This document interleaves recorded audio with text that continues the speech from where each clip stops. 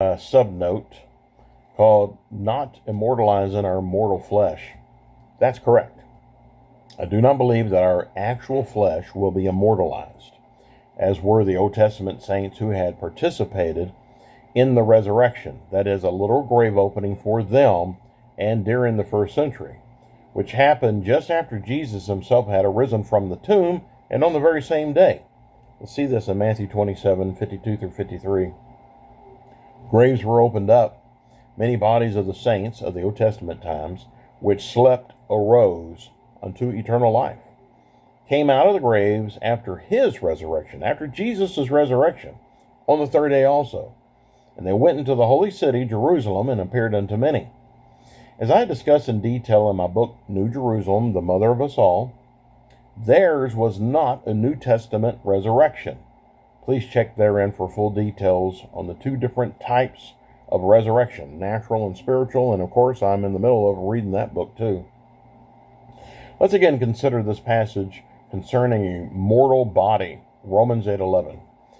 If the Spirit of Him, the Father, that raised up Jesus from the dead, if it dwell in you, He that raised up Christ from the dead shall also, like He did unto Jesus, quicken, make alive, your mortal bodies because of His Spirit that now dwells in you. For many years, I really believe this passage to indicate that our own fleshly bodies would then become immortal. That is, the meat and bone body that I carry around with me today. But later on, I was to discover that Paul was not meaning that at all. But what else could he have meant, seeing as this passage was phrased that way? The Bible can be very archaic when it's viewed with a modern mind. As I've spoken on before in other of my books, this has led many people to run away from the King James Bible translation on over to more modern, updated Bibles, such as the New International Version, and they ended up in more trouble than if they had stuck with the King James Version to begin with. After all, not understanding is better than misunderstanding, because if you misunderstand, you may have more difficult time in coming on over to the truth finally. And yes, I am expressing negativity toward the NIV translation, which I'm going to expound upon in my upcoming book on Bible translations, which is going to be called The Bible is Not a Buffet. So as far as what body was referring to, AMG's Annotated Strong's Dictionary, which is great for nitty-gritty word study, it's very quick to point out the Greek word used for body here in Romans 8:11 is not the same one as somebody would expect to see for a fleshly meat and bone body, such as the Greek word sarx expresses. Let's see that. Sarx from Strong's Greek Dictionary, flesh, like stripped of the skin, that is strictly the meat of an animal as food, by extension the body, as opposed to the soul and spirit, or as a symbol of what is external, or as the means of kindred, or by implication human nature, with its frailties physically and morally, and its passions, specifically a human being, or even carnally minded, fleshly minded, probably, restricting the meaning mostly, that is, to the flesh body itself. But let's look at the meaning to Paul's actual Greek word for this Romans passage. Body, soma.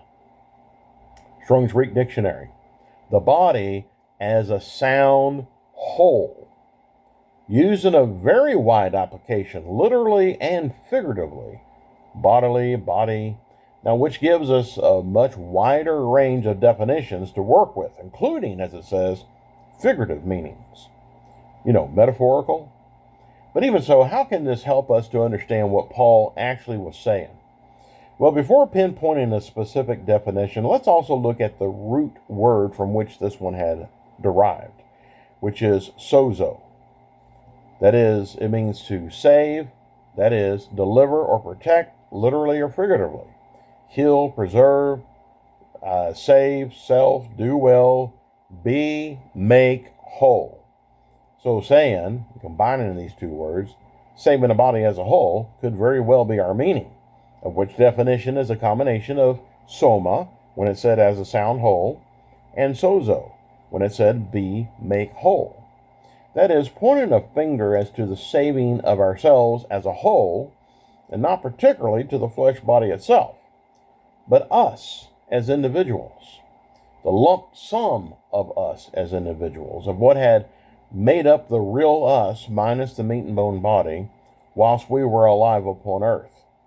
Besides, in both meanings, soma and sozo, they use very similar terminology that expresses that idea, as we just saw. The body as a sound whole, and be, make whole.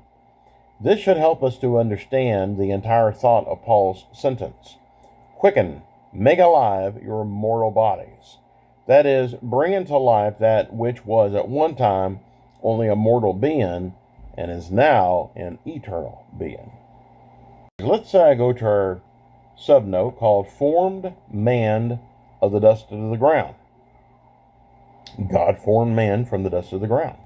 In our consideration that this verse was not Adam's natural creation, but of his spiritual creation, bringing him into God's kingdom, and also of he becoming a living soul, as opposed to being a dead soul that he was before that, I need to point out that this dust was not naturally speaking either.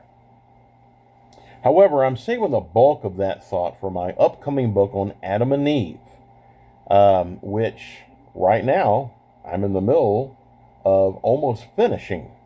I can't wait for that one to come out, which is also the spiritual side of creation part 2. But not to leave you high and dry here and without really giving any good explanations as of yet, I'm going to at least let you know what my thoughts are concerning this. Dust represents the extreme carnality of man when he's in a dead soul state. That is the full expression of the mind of man, or simply mortal, ungodly man in general. Dust, earth, being the main ingredient that we were naturally, not spiritually, made from. Let's see, 2 Corinthians 4:7. But we have this treasure in earthen vessels, natural bodies, that the excellency of the power may be of God and not us. Therefore, dust can only refer to the natural, carnal man and not of anything spiritual.